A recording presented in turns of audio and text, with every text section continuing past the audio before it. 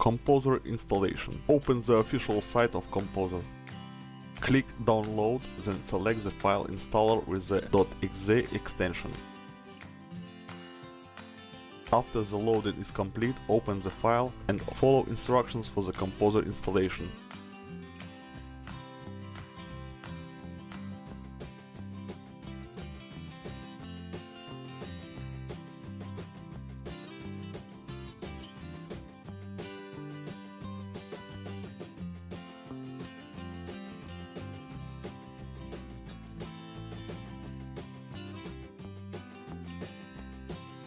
Click Finish when installation is complete.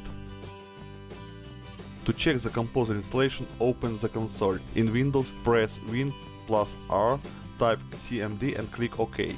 Type Composer Help in the console and press Enter.